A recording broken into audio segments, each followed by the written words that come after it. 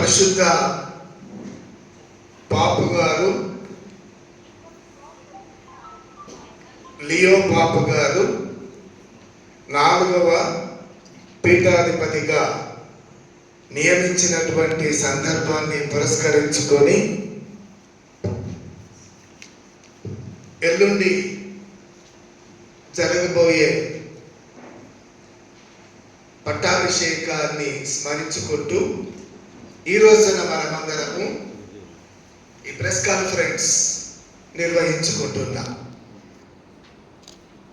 ఈ ప్రెస్ కాన్ఫరెన్స్ని ఏర్పాటు చేసినటువంటి మా వరంగల్ మేతరాసన ప్రెస్ కమిటీ సభ్యులందరికీ, ముఖ్యంగా ఫాదర్ ఎం జైపాల్ గారికి, వారి బృందానికి నేను ప్రత్యేక వందనాలు తెలియజేస్తున్నాను.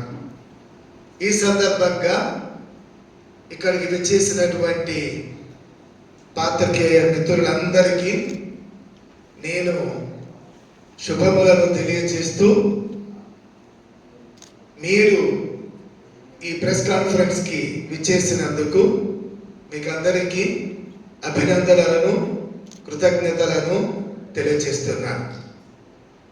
ఈ రోజున ఎంతమంది పత్రికేయులు ఈ మా ఆహ్వానాన్ని సహృదయంతో స్వీకరించి విచ్చేసాము, అదే సంఖ్యలో వస్తారని చెప్పి ఆశిస్తూ అన్ని ఏర్పాట్లు చేస్తూ ఉన్నాం. ఇదే సందర్భంగా నూతనంగా నిర్మించుకున్నటువంటి బిషప్స్ హౌస్ ఆ రోజు ప్రారంభించి ఆశీర్వదించి అధికారపూర్వకంగా ఇక అప్పటి నుండి దానిని వరంగల్ మేతరాసన గురువులకు, మతవాసులకు, విశ్వాసులందరికీ అది ఒక కేంద్రముగా ఉండబోతూ ఉంది. అలాగే ఈ గొప్ప కార్యములో 3వ తారీఖు జరగబోయేటటువంటి అర్చనా కాండలో పట్టాభిషేక కార్యక్రమంలో అనేక మంది పాల్గొంటున్నటువంటి సందర్భమున పాత్రికేయ మిత్రులందరినీ కూడా ప్రేమపూర్వకంగా నేను ఆహ్వానిస్తూ ఉన్నాను.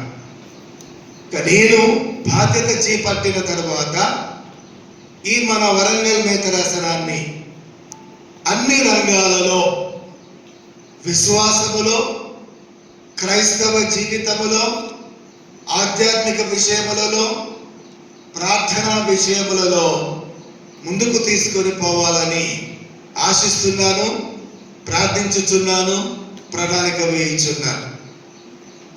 అంతేకాదు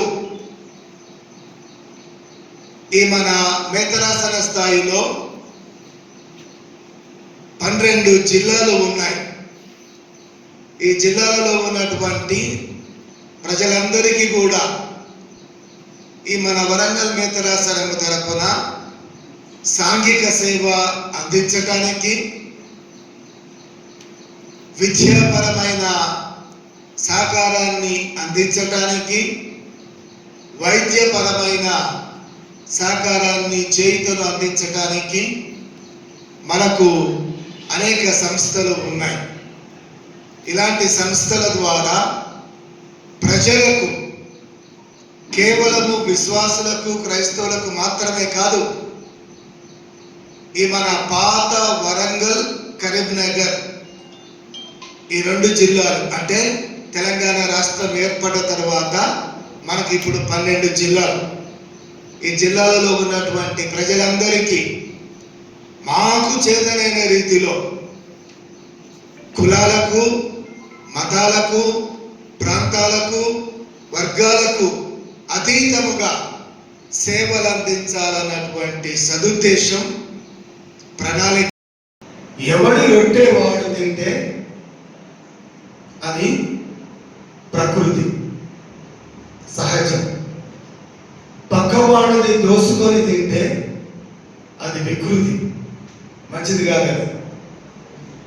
మనకున్నది 10 మందికి పంచి పెడితే అదే సంస్కృతి. మనకు కావాల్సింది స్వార్థం కాదు, సొంతగా కాదు, 10 మందికి మేలు చేస్తూ జీవించడం. అదే మన సంస్కృతిగా నిలబడాలి. అదే మన ద్వారా 10 మంది బాగుపడితే, 10 మందికి మనం సహాయం చేయగలిగితే అదే చివరికి మనకు సంతృప్తిని ఇచ్చింది, ఇస్తుంది. భవిష్యత్తులో కూడా మనం దాన్ని ఆశించవచ్చు.